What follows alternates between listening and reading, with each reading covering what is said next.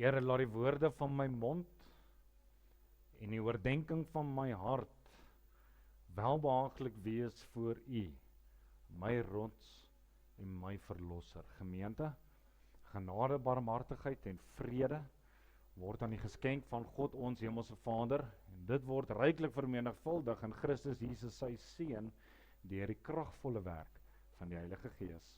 Amen. Geliefdes, ek gaan u nooi om die woord van die Here saam met my oop te maak. Ons skriflesing vanmôre vind ons in 2 Petrus hoofstuk 2.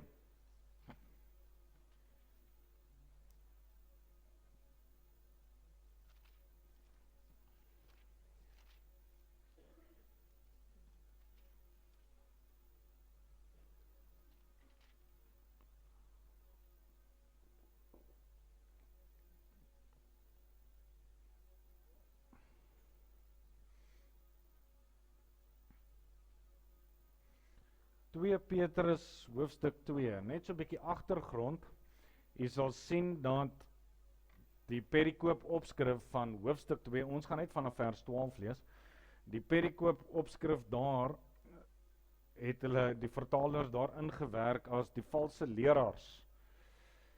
En kan mens glo dat daar is so 'n ding soos 'n valse leraar?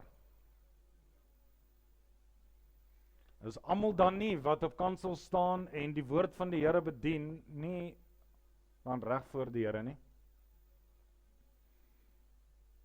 Of vergeet ons dat die Here Jesus gesê het, nie almal wat sê Here, Here sal ingaan in die koninkryk van God nie. Vers 1 sê Petrus daar, maar daar was ook valse profete onder die volk, net soos daar onder julle valse leraars sal wees, wat verderflike ketterye heimlik sal invoer. So ja, dit is so, en Petrus is besig in hoofstuk 2 om hierdie saak van hierdie valse leraars, is hy besig om aan te spreek. Nou, in hierdie, vanmôre gaan ons nou glad en al nie praat oor valse leraars nie.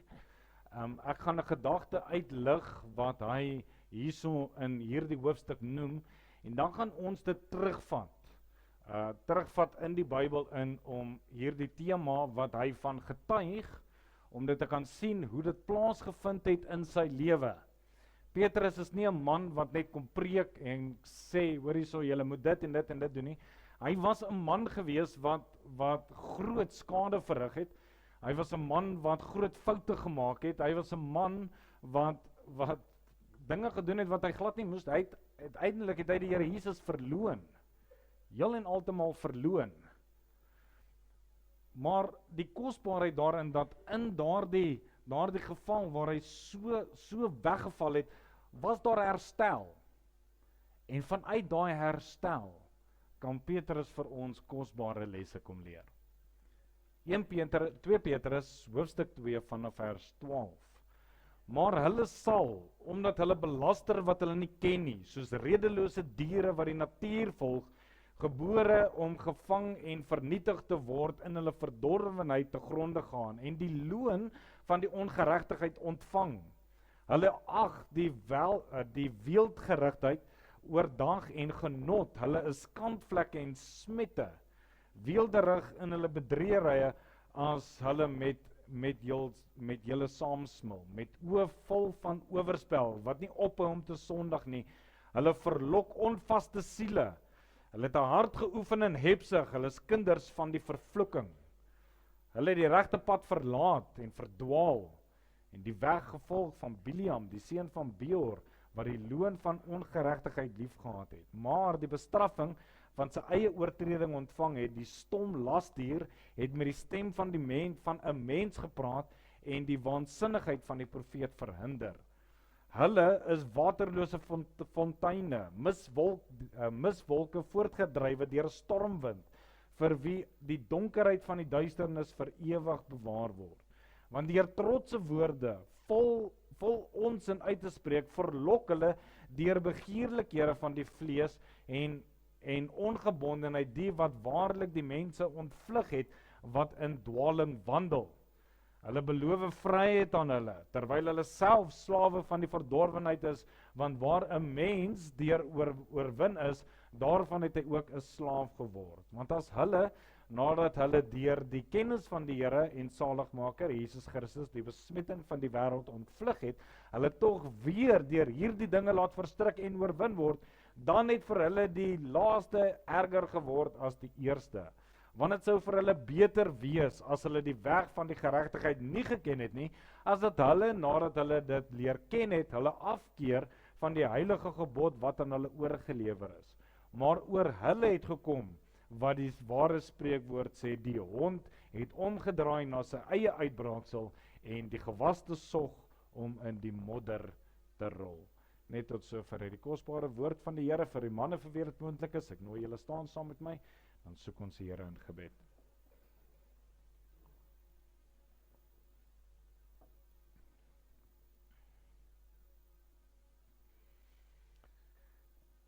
Here Jesus, aan U kom toe die lof, die eer en alle heerlikheid. Gevinde in wie U is en dit wat U ook vir ons gedoen het. Hoe kosbaar, Here, dat ons daardie lied kon sing, is jy rein deur die bloed van die lam.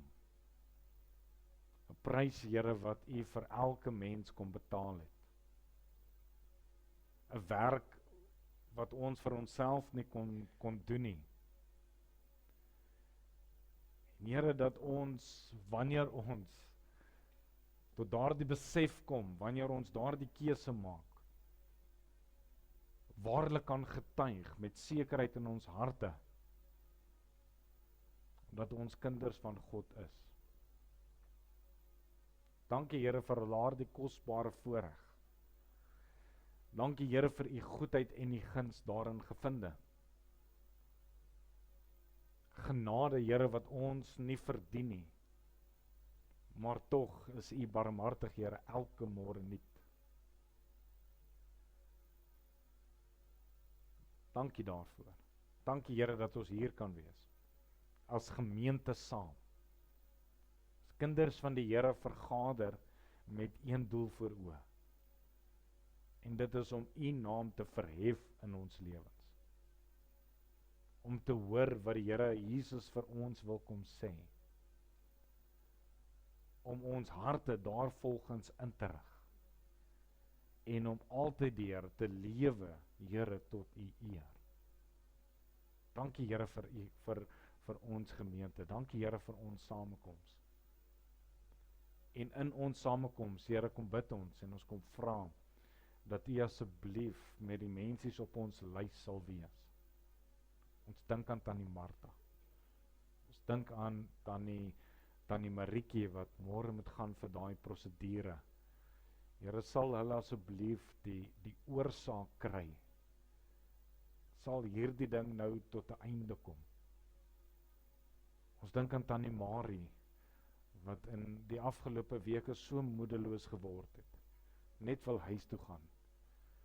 Here Jesus, sal U haar asseblief kom bekragtig en kom bemoedig. Sal U die proses asseblief so maak dat sy wel binnekort sal huis toe gaan. Ons dink aan ons broeder wat by die huis sit met baie moeilike omstandighede nou. Sal U vir hom asseblief deurdra. Sal U vir hom wysheid, krag en insig gee. Ons dink aan ons boere, Here, in hierdie moeilike tye. Ons dink aan ons sendelinge.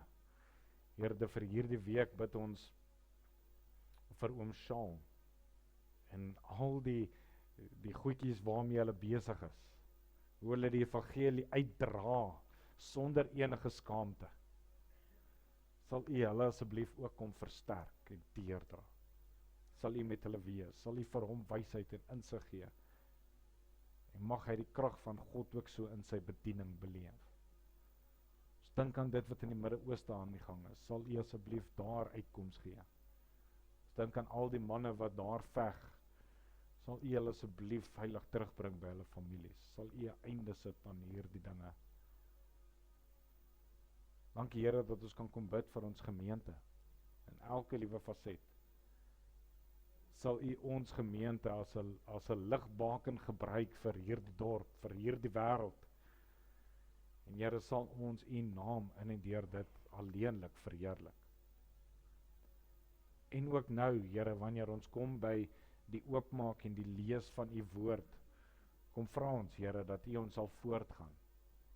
Dat U tot ons ore sal spreek, dat dit sal indring tot ons harte. Dat ons U stem sal hoor in en deur dit alles. En Here Jesus, dat ons U in en deur dit alles sal raak sien en ook so verheerlik. Dankie Here dat ons al hierdie dinge by U voete kan kom neerlaat. En ons weet Here, U wat die werk begin het, U sê ook dat U is die een wat dit sal voleindig tot op ons verlossing. Here Jesus vir U lieflike naam.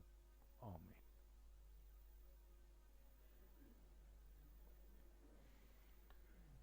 So vers 22 skryf Petrus daar en hy sê, maar oor hulle het gekom wat die ware spreekwoord sê. Nou wanneer hy praat oor hulle, praat hy oor hulle wat luister na hierdie valse leraars, hulle wat die geregtigheid van God eintlik ken, maar dit vermy om te luister na dinge wat hulle nie moet nie. Oor hulle het die gekom wat die ware spreekwoord sê, die hond het omgedraai na sy eie uitbraaksel en die gewaste sog om in die modder te rol. Laat my dink aan Monica, sy het 'n boerbel gehad. Elke keer as hulle daai hond gebad het, dan is daai hond net so in hy tuin in gewees. Al jou harde werk net daarmee heen. En geliefdes, na aanleiding van dit wil ons graag met u praat onder die tema waak teen terugval. Nou wanneer ons praat oor teruggevallenheid, dan gaan dit nie baie moeite van my veg om vir u te sê dat teruggevallenheid is eintlik aan die orde van die dag. As u nie teruggevallenheid sien nie, dan wil ek u vra om gou Bult toe te ry.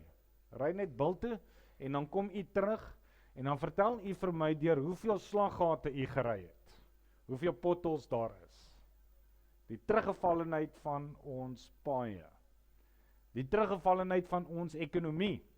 Ons kan nou baie mooi praat oor die goeie ou dae waar die rand sterker was as die dollar, maar weens teruggevallenheid betaal ons nou al, ek dink is nou al R20 'n dollar, dat is die laaste keer wat ek gekyk het.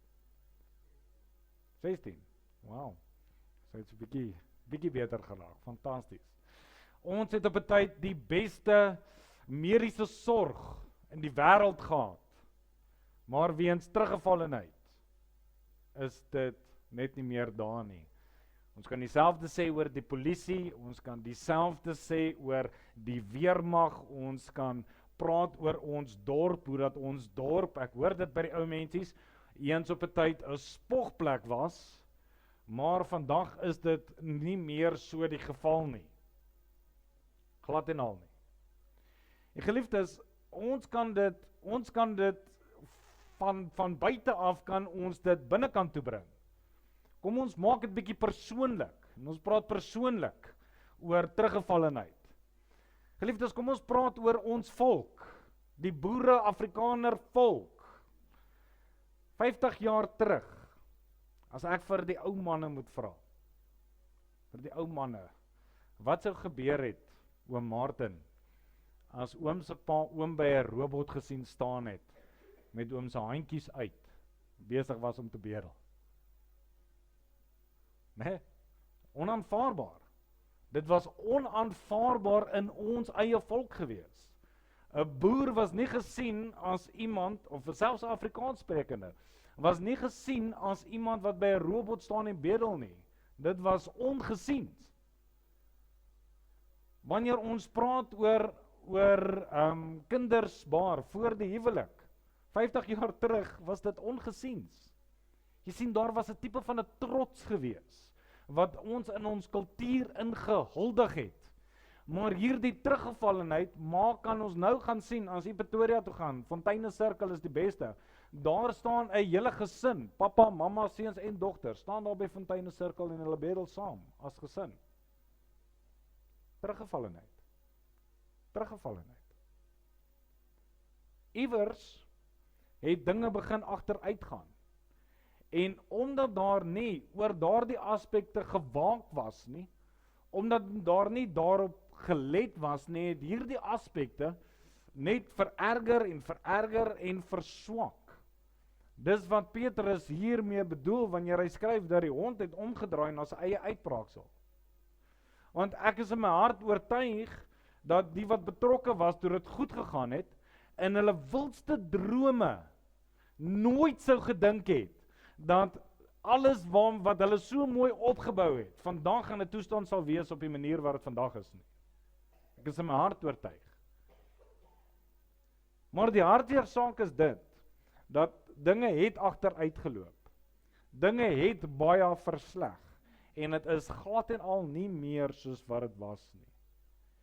En hierdie groot aspek is nie net tot op toepassing op mense en kulture en dorpe nie, want dit het ook, geliefdes, in godsdienst in beweeg. Dit het ook in godsdienst in beweeg. Hoe baie keer sien ons nie 'n persoon wat goed lyk en goed doen vir homself, maar na 'n tyd lank kan jy daai persoon amper nie herken vir die persoon wat hy geword het nie. Daar kan 'n persoon wees wat staan vir alles wat mooi en wel is, en dan op 'n dag kan alles net verander. Jy sien, 'n mens kan ook agteruit gaan. Ons kan agteruit gaan in mense se lewens sien. In verskeie aspekte. En hierdie einste Petrus, wat hier vir ons geskryf het, hy was ook 'n man wat op 'n tyd baie sterk was. Baie sterk. Hy het 'n pad geloop wat baie min mense geloop het. Hy het hoogtes bereik wat baie vandag na smag. Hy het dinge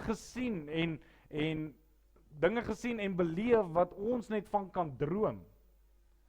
Maar in die hoogtes van Petrus se lewe het hy ook erge neerlae beleef. Petrus het ook in 'n staat van teruggevallenheid geval. Hy het ook in 'n plek in sy lewe gekom waar hy nooit gedink het dat hy uiteindelik sou opeindig nie. Hierdie einste Petrus wat saam met die Here Jesus gewandel het, hierdie einste Petrus wat saam met Jesus geloop het, hy het saam met Jesus gesit, saam met Jesus geëet, saam met Jesus geslaap, saam met hom gebid, en hierdie man val in 'n diep groef van teruggevallenheid. 'n Diep groef. En onthou, teruggevallenheid is iets wat weer herstel kan word. En wat dit vir ons kom wys vandag, geliefdes, is dat niemand is gevrywaar van dit nie. Niemand nie. Niemand sal ooit kan sê dat hierdie sal nie met my gebeur nie. En so kom die waarskuwing van Petrus ook na elke mens om te waak teen terugval. Waak teen teruggevallenheid. En Petrus kom skryf hierdie vanuit ervarings. Want ek is seker dat Petrus homself ook nooit gesien het as 'n man wat sou terugval. Ek is seker dat Petrus 'n man was wat gedink het dat hy vir ewig gaan sterk staan. Maar in sy lewe het daar 'n tyd gekom waar hierdie man vir 'n oomblik slap gelê het. Net vir 'n oomblik. Daar was 'n oomblik in sy lewe waar hy gekom het waar hy nie meer waaksaam was nie, en dit het uiteindelik gelei tot sy teruggevalle toestand. En wat ons van hierdie terugval in Petrus kan sien, is dat dit gebeur nie dadelik nie. Glad en al nie.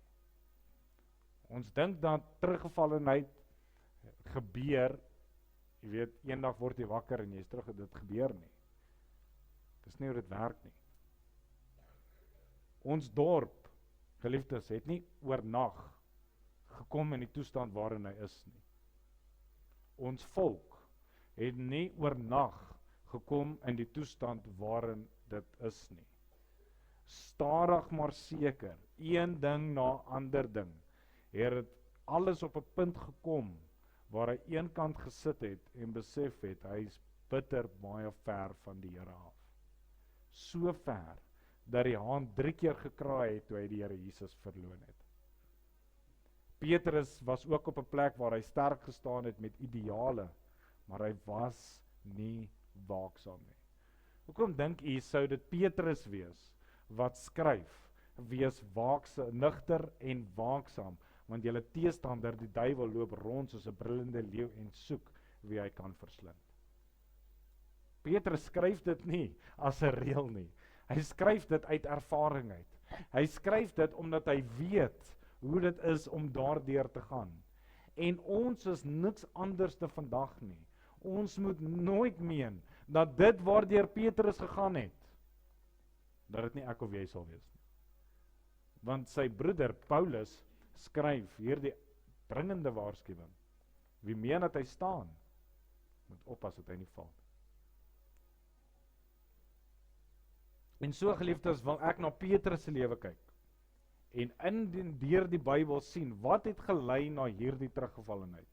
En seker maak, dat ek en jy nie in hierdie selfde strikke trap nie. Die eerste ding in Petrus se lewe was trots. Trots. Hy sê in Markus 14 vers 29, Petrus sê vir hom, al sal almal ook aansneep neem, dan tog ook nie ek nie. Sien julle die trots? Sien julle die eie ek wat in sy lewe heers? Ek praat nou die dag met 'n man, en terwyl ons so gesels en hier oor en daaroor, haak die gesprek haak vas by die eie ek. Die eie ek. Hy sê dat hy besef nou eers in sy wandel hoe hy die God was wat hy altyd aanbid het. En selfs na sy redding het hierdie ek die heeltyd na vore gekom. Hierdie ek steek die heeltyd sy kop op. Hoe hy homself in die spotlight wou hê, hoe hy gesien wou word deur ander, hoe hy die heeltyd verheerlik moes gemaak het. En nou wil ek nie sê dat trots is 'n slegte ding nie, is baie goed om trots te hê. Dit is baie goed om standaarde te hê waarby 'n mens leef, waarby ons vashou, waarby jy jou lewe inrig. Dis goed om trots te hê by jou werk of in jou huwelik of in jou huishouding. Maar trots is daar om te wys dat ek vir iets staan. Maar net soos wat dit baie goed is, net so kan hierdie trots ook 'n pendulum effek hê, waar dit gaan van baie goed in my lewe na baie sleg in my lewe. En hierdie was die tipe trots wat Petrus in sy geloof gehad het. Hierdie trots om te sê, Here, ek kyk na myself en ek kyk na die res, en al sal hulle u verloon, ek sal nooit nie. Dominee Gerard de Wet, ons praat eendag oor hierdie onderwerp in die klas, om die Here te verloon, om te sê, ons sal nooit nie. En hy gebruik hierdie illustrasie. En hy sê, as iemand sy vrou kluisenaar moet hou, en hulle sit 'n wapen teen haar kop, en hulle sê, verloon die Here Jesus, sê hy in sy vleeslikheid, dink hy sal dit doen. Hy sal dit doen om sy vrou te beskerm. Maar ons kan nie daai trots hê, om te sê, Here, ek kyk na al hierdie mense, ek is soveel beter as hulle, ek staan soveel sterker in my geloof, al sal hulle u verloon, ek sou dit nooit doen nie. 'n Man wat alles gehad het, hy skryf en hy sê, trotsheid kom voor die verbreeking en hoogmoed kom voor die val. Hoekom sê ons dat dit is die eerste stap tot teruggevallenheid? En die Here Jesus bevestig dit, waar hy sê, voorwaar ek sê vir julle, as julle nie verneder en soos die kindertjies word nie, sal julle nooit in die koninkryk van die hemel ingaan nie. Elkeen dan wat homself verneder soos hierdie kindjie, het die grootste, hy is die grootste in die koninkryk van die hemel. Geliefdes, die Here het geen behaag in trotsheid nie. Die Here het behaag in nederigheid. En nederigheid dat ons soos 'n kindjie sal besef, ons is net mens. 'n Mens wat foute maak, 'n mens wat nie perfek is nie, 'n mens wat soos Petrus kan sê dat Here, as hulle dit doen, ek sal nie. Ons moet besef dat ons is daartoe in staat. Want jy sien, wanneer trots ons lewens kom oorneem, kan dit maklik wees om te dink dat ek staan, terwyl ek eintlik al lankal geval het. Ek hou myself op deur my eie dingetjies en daantjies. Ek hou myself op deur my eie goeie werke. Ek hou myself op deur die goeie mens wat ek mos nou is. Die lankal geval. Lankal. Dit gaan nie daaroor hoe sterk ek myself ophou nie. Dit gaan daaroor hoe nederig ek voor die Here Jesus se voete gebuig het. Dis wat nederigheid is. Want trots kan vir ons laat oorkom dat alles is oukei. Alles is mooi, terwyl dit eintlik nooit was nie. Dink aan die, ek gaan nou tone trap. Ons boere ooms. My pa was ook so. Sal nie dokter toe gaan nie. Sal nie. Is half krippel daar in die bed, maar te trots om dokter toe te gaan. Te trots om genesing te kry. Te trots om medisyne te kry. Die geliefdes, ons doen dieselfde met ons geloof. Te trots. Te trots om na Jesus toe te gaan. Te trots om te erken wie en wat ek werklik voor hom is. Te trots. Ons moet oppas vir hierdie trots. Ons moet waak daarteen. Waak teen die eie ek in ons lewens. Nooit by daai konklusie kom, Here, al sal hulle, ek sal nie. As ons so dink, het ons lankal geval. Die tweede aspek is traagheid. Markus 14 vers 37 kom die Here Jesus daar en hy vind hulle aan die slaap en sê vir Petrus, Simon, slaap jy? Was jy nie in staat om 1 uur te waak nie? Kosbaar hoe die Here Jesus hom hier konfronteer. Was jy nie staat om 1 uur te waak nie? Die taak wat die Here Jesus vir hulle gegee het, was nie 'n moeilike een nie. Al wat hy vir hulle gevra het was bid. Bid. En toe hy terugkom, toe vang hy hulle aan die slaap. En nou sien ons die traagheid wat in Petrus se lewe ingekom het. Traagheid het gemaak dat Petrus nie doen wat die Here van hom verwag nie. Traagheid het gemaak dat dit wat Jesus van hom gevra het, het hy net verbygegaan. En dis 'n baie groot aspek waarin ons moet waak vandag, geliefdes, is traagheid. Traagheid is 'n baie groot probleem in ons dag. Traagheid is wat maak dat mense by die robot staan en hulle handjies uitsit en bedel. Dis traagheid wat maak dat huwelike vandag opgebreek word. Dis traagheid wat maak dat ons kinders nie opgevoed word soos wat hulle moet nie. Dis traagheid. Dis traagheid, die feit dat ons dorp lyk soos wat hy lyk, is absolute traagheid. Ek meen, hoe baie keer het ons nie al by 'n parkie gekom en dan kry ons al die munisipale werkers daar aan die slaap nie. Vir my is dit traagheid. En dan wat van ons geestelike lewe? Wat doen traagheid in ons geestelike lewe? Want jy sien, sodra traagheid jou lewe binnendring, is dit amper onmoontlik om daarvoor voorberei te wees. Lukas 21 vers 34 tot 36 sê, maar pas op vir julleself. Nie pas op vir die ander nie. Nie pas op vir die dingetjies en daadjies nie. Pas op vir julleself. Dat julle harte nie miskien beswaar word deur swelgery en dronkenskap en sorge van die lewe nie. En dat die dag julle nie skielik oorval nie. Want soos 'n struik sal hy kom oor almal wat op die hele aarde woon. Waak dan en bid altyd deur, sodat julle waardig geag mag word om al hierdie dinge wat kom te ontvlug en voor die seun van die mens te staan. En nou kan ons onsself net blaatant aanvra, wanneer die Here Jesus terugkom, waarmee gaan hy ons besig vind?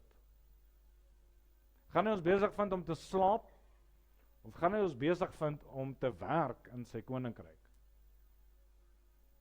Dink aan ons verantwoordelikhede. Gaan hy dalk ons gemeente, geliefdes, aan die slaap vind? Gaan hy hierdie kerk, EG Kerk Potchefstroom, met sy besoekers en sy lidmate, en hoe ook al sy, as die Here Jesus nou moet terugkom, gaan hy ons vind in 'n staat van traagheid? Ons as kerk. Het ons nie dalk al oor die jare traag geword nie? Want ons sien dit al hoe meer, eredienste, aandienste, bidure, het traagheid nie ons, kinders van die Here, ons as kerk, al so bietjie oorval nie. Kind van die Here, ek vra, hoe lyk jou stilte tyd? Het ons nie al traagheid deurgedring in ons stilte tyd nie? In ons stilwording voor die Here, Is hy op en wakker of is hy aan die slaap? Hoe lyk jou persoonlike Bybelstudie? Petrus skryf in hierdie gedagte oor die valse leraars en tog is daar so baie mense vandag wat soos Jakobus sê, deur die branders heen en weer rondgeslinger word, want ons het traag geword in ons Bybelstudie. Geliefdes, hoe lyk jou gebedslewe? Weet jy hoeveel jong studente ontmoet ek, jong mense ontmoet ek, wat die stem van sy pa nog nooit gehoor bid het nie. Die stem van 'n ma nog nooit gehoor bid het nie. Geliefdes, dis uit en uit net traagheid. Ons kan nie anders dat daarom gaan nie. Dis traagheid. En ek vra weer, as die Here Jesus sou terugkom, gaan hy u vind soos Petrus. Die Here Jesus gee vir ons die opdragte vanuit sy woord. Maar baie kinders van die Here sit met hulle koppies gebuig en hulle is vas aan die slaap. Traagheid. Traagheid. As die Here Jesus moet terugkom, sal hy vir u eers soos Petrus moet wakker maak en sê, was u nie in staat om net 'n uur te bid nie. Ons moet waak daarteen, geliefdes. Ernstig waak daarteen. Die derde ding wat ons in Petrus se lewe sien, is lafhartigheid. Lafhartigheid. Markus 14 vers 54, en Petrus het hom van ver af gevolg tot binne in die paleis van die hoofpriester en het saam met die dienaars gesit en hom by die vuur warm gemaak. So die Here Jesus is gevange geneem en hierdie einste Petrus wat vir die Here Jesus gesê het, Here, al sal hulle u verloon, ek sal dit nooit doen nie. Dis hy wat homself vind in 'n staat van lafhartigheid. Want jy sien, eerste het die trots na vore gekom, toe die traagheid en dit het alles bygevoeg tot lafhartigheid. Want nou dat die Here Jesus nie meer so populêr was nie, nou wil Petrus homself nie meer gesien word saam met die Here Jesus nie. En hy sê, nee, loop julle daar so, ek gaan myself so 'n bietjie terughou. Ek wil myself nie skaar met dit wat daar vooraan gaan nie, ek sal myself eers liewers te beskerm hier agter. Ek wil nie geassosieer word daar met die Here Jesus nie. Net nou kom daar moeilikheid, dan is ek betrokke daar in die moeilikheid. En ons sien dit in ons samelewing vandag nog. Hoeveel mense vandag het nie lafhartig geword vir die saak van God nie. Hoeveel mense vandag het nie lafhartig geword om op te staan vir die saak van die Here nie. Hoeveel mense is nie vandag soos Petrus besig om Jesus te volg, maar op 'n afstand. Naby genoeg om myself 'n Christen te noem, maar net nie naby genoeg dat ek iets hoef te doen nie. Net nie naby genoeg dat ek iets moet aflê nie. Net nie naby genoeg dat ek sy stem moet hoor en dit druis met my lewe dat ek myself moet bekeer nie. Net naby genoeg. Net naby genoeg. Net naby genoeg om te sê ek volg hom, maar ek wil nie te veel geassosieer word nie. Te skaam om in die openbaar te bid, te skaam om die woord van die Here voor ander te hou, dit noem vir my uiteindelik net lafhartigheid. Lafhartig. En daar kom 'n dringende waarskuwing, want elkeen wat hom vir my en my woorde skaam in hierdie oorspellige en sondige geslag, vir hom sal die seun van die mens hom ook skaam, wanneer hy kom in die heerlikheid van sy Vader met die heilige engele. Geliefdes, teruggevallenheid as gevolg van lafhartigheid is werklik 'n baie hartseer plek vir die kind van die Here om by uit te kom. En ons moet daarteen waak. Ons kan nie skroom om oor die dinge van die Here te praat nie. Ons kan nie skroom om te praat oor eindtyd gebeure nie. Ons kan nie skroom om te praat oor dit wat in die Bybel wat die Bybel vir ons sê nog gaan gebeur, moet gebeur nie. Ons kan nie skroom, geliefdes, om die evangelie uit te dra na 'n mensdom daar buite nie. Weet jy hoeveel predikante vandag het ek al gevra, verduidelik vir my die evangelie, die krag van God tot redding, dan kan hulle nie. Weet jy hoeveel mense is daar wat sê dat hulle is gered deur die kosbare bloed van die lam, maar hulle kan nie die evangelie uitdra nie. Wanneer die Heilige Gees oor julle kom, sal julle my getuies wees. Sal. Geliefdes, is nie 'n tyd om lafhartig te wees nie. Ons kan nie. Ons kan nie. Want in en deur dit, die Here Jesus was nie lafhartig toe hy vir ons sondes betaal het nie. Die Here Jesus was nie lafhartig toe hy voor Pontius gaan staan het nie. Die Here Jesus was nie lafhartig toe hy die kruis opgeneem het, die slaaf verdra het en dan die kruis uitgeroep het, dit is volbring nie. Hy was nie lafhartig nie. Hoekom is ons? Hoekom is ons naby genoeg te sê ek's kind van die Here, maar die ander mense moet dit tog net nie sien nie. Nog 'n gedagte wat ons in Petrus se lewe sien is die wêreldsgesindheid. Markus 14 vers 54 en Petrus het hom van ver af gevolg tot binne in die paleis van die hoofpriester en het saam met die dienaars gesit en hom by die vuur gaan warm maak. Kyk wat doen hy. Hy volg nie net die Here Jesus van agter af nie. Toe die Here Jesus ingaan, toe sê hy nee, ek gaan nie saam met hom in nie en hy gaan sit daar een kant. Nie lank terug nie, het Petrus saam met Jesus teen hierdie manne opgestaan. Petrus het saam met Jesus teen hierdie mense beklei. Vir die Here gesê, ek sal u nie verloon nie. En in tye waar dit moeilik raak, gaan sit Petrus en hy gaan maak homself warm by die vuur. Hy gaan sit saam met daai mense wat teen die Here Jesus is. Hy gaan sit saam met daai mense wat nie goedgekeur het dit wat hy gedoen het nie. En jy sien, wanneer ons lafhartig word, dan is dit baie maklik om 'n wêreldsgesindheid te dra. Maar een ding wat verseker is, dit is onmoontlik om daar by die vuur te sit sonder om gebrand te word. Dit is onmoontlik. Spreuke 6 vers 27 en 28 sê, kan iemand vuur in sy skoot dra sonder dat sy klere verbrand, of kan iemand op gloeiende kole loop sonder dat sy voete brandwonde kry? Geliefdes, dink maar net 'n oomblik aan waar jy vandag sit. Dink vir 'n oomblik aan met wie jy daar sit. Sit u nie dalk nog so bietjie in die wêreld, daar by die warmigheid, daar by die gemak nie? Is daar nie dalk nog 'n bietjie van die wêreldse gemak in jou lewe nie? Want hierdie wêreld het die wêreld nie gemaak dat jy so bietjie teruggeval het in jou eie lewe nie. So bietjie van die dinge van die ou lewe wat ek nog hier binne koester.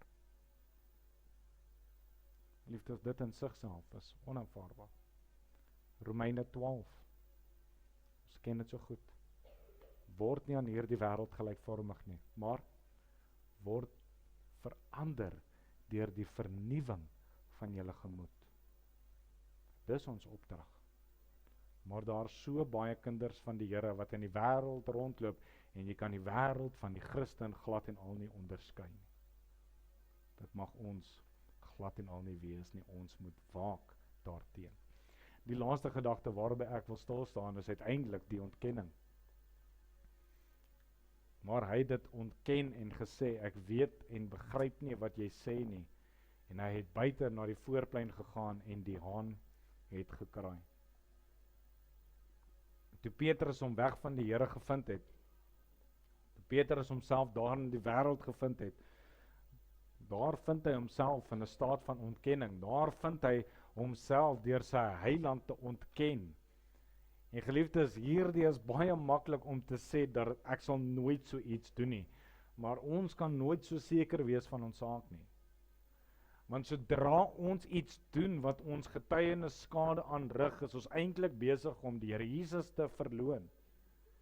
Sodra ons iets doen wat nie van die Here afkom nie, is ons besig om hom te verloon. En sodra ons iets doen wat die Here Jesus self nie sal doen nie, dan is ek in sigself besig om hom te verloon. As ek myself in geselskappe vind waar ek nie behoort nie, as ek besig om Jesus te ontken, besig om al hoe meer verder en verder van hom af weg te beweeg. En die gevaar van dit is niks anders as wat die Here Jesus ons gewaarsku het.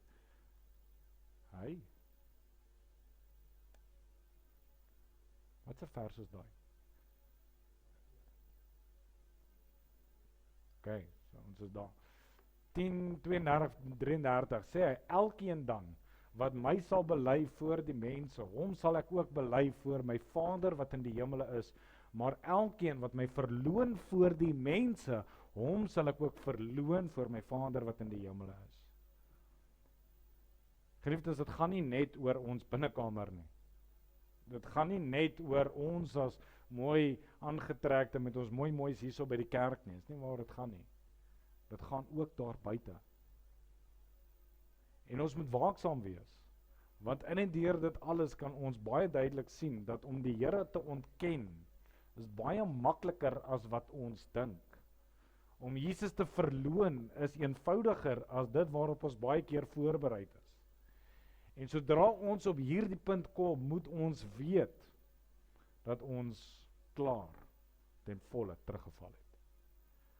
Want ons sien dit in Petrus se lewe toe die haan gekraai het. Geliefdes, ons lewens behoort deur die Here geskep te word. 2 Korintiërs 5 vers 17. As iemand in Christus is hy 'n nuwe skepsel. Al die ou dinge het verbygegaan, kyk, alles het nuut geword. Maar dit beteken nie dat ek en u het nie 'n verantwoordelikheid in daai skepping. Ons verantwoordelikheid is gehoorsaamheid. Gehoorsaamheid aan die stem van die Here, gehoorsaamheid aan dit wat hy van ons vra. En nou gelukkig sit ons met 'n siekte. Die siekte is teruggevallenheid. Ons dorp is teruggeval, maar ons weet hoe daardie dorp herstel kan word. Net so gee Petrus ook vir ons 'n antidote op al die punte wat ons hanteer het. Byvoorbeeld, hy praat oor trots. In 1 Petrus 5 vers 5 en 6, net so moet julle jongeres aan die oueres onderdanig wees en wees almal met ootmoed bekleer in onderdanigheid aan mekaar, want God weerstaan die hoogmoediges, maar aan die nederiges gee hy genade. Verneder julle dan onder die kragtige hand van God, sodat hy julle kan verhoog op die regte tyd. Dit gaan nie oor my nie. Ek gaan myself nie verhef nie, maar op die regte tyd sal God my verhef. Die traagheid, skryf Petrus, en hy sê, wees nugter en waaksaam, want julle teestander, die duiwel, loop rond soos 'n brullende leeu, en hy soek wie hy kan verslind. Hom moet julle teestaan, standvastig in die geloof, omdat julle weet dat dieselfde lyding opgelê word aan julle broederskap wat in die wêreld is. Wees waaksaam, kind van die Here. Wees waaksaam. Lafhartigheid. 1 Petrus 4 vers 16. Maar wanneer iemand as 'n Christen ly, moet hy hom nie skaam nie, maar God verheerlik in hierdie opsig. Smoot. Die wêreldgesind, skryf hy in hoofstuk 2 vers 11 en 12, geliefdes, ek vermaan julle as bywoners en vreemdelinge om julle te onthou van die vleeslike begeertes wat stryd voer teen die siel, en hou julle lewenswandel onder die heidene skoon, sodat as hulle van julle kwaad spreek soos van kwaaddoeners, hulle op grond van die goeie werke wat hulle aanskou, God kan verheerlik in die dag van besoeking. Dis ons opdrag. Die ontkenning. Heilig die Here God in julle harte en wees altyd bereid om verantwoording te doen aan elkeen wat van julle rekenskap eis omtrent die hoop wat in julle is, met sagmoedigheid en vrees, met behoud van 'n goeie gewoonte, sodat in die saak waarin hulle van julle kwaad spreek, soos van kwaaddoeners, hulle beskaam mag word wat julle goeie lewenswandel in Christus belaster. Jy sien, nadat die haan gekraai het die Here Jesus omgedraai. En toe hy omdraai, toe was daar oogkontak gewees tussen Petrus en Johannes, tussen Petrus en Jesus. Geliefdes, vandag kraai die haan. Hy kraai. En hy kraai kliphard. Hy kraai vir elkeen van ons. En die Here Jesus draai terug. En daar dieselfde oogkontak wat hy gemaak het met Petrus, maak hy met my en jou vandag. En ek vra u, wat sien hy wanneer hy kyk? Wat sien hy wanneer hy na jou lewe kyk? Is daar dalk 'n bietjie van 'n Petrus in jou lewe? Bietjie van 'n trotsheid? Bietjie van 'n selferkenning? Bietjie van 'n traagheid? Wat sien die Here Jesus terwyl hy vir jou kyk? En geliefdes, die kosbaarheid daarin gevind is, Petrus kon herstel. Hy kon. Daar is genade. Nie net vir Petrus nie, maar vir elkeen van ons. Jakobus 4 sê, nader tot God, en hy sal dalk na julle toe terug nader. Nee. Hy sal na jou toe ook nader. Dis 'n belofte. Dis 'n belofte. Petrus kon herstel. Ons dorp kan herstel. Ons volk kan herstel. Maar ons gaan moet waaksaam wees teen hierdie aspekte van teruggevallenheid. Mag die Here die naprediker van hierdie woord wees. Mag ons hierdie na ons binnekamer toe vat. Mag ons dit so 'n bietjie oordink. En deur dit uitkom by die wil van God ook so in my lewe. Amen. Kom ons bid saam.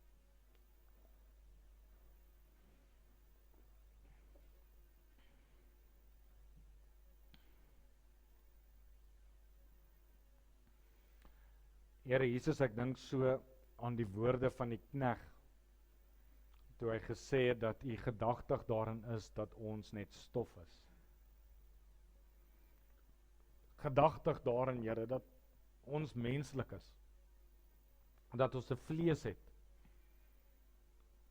Gedagtig daarin, Here, dat ons foute maak.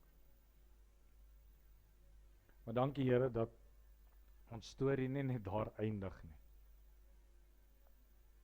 Here, u het vir Petrus geleentheid gegee om terug te kom.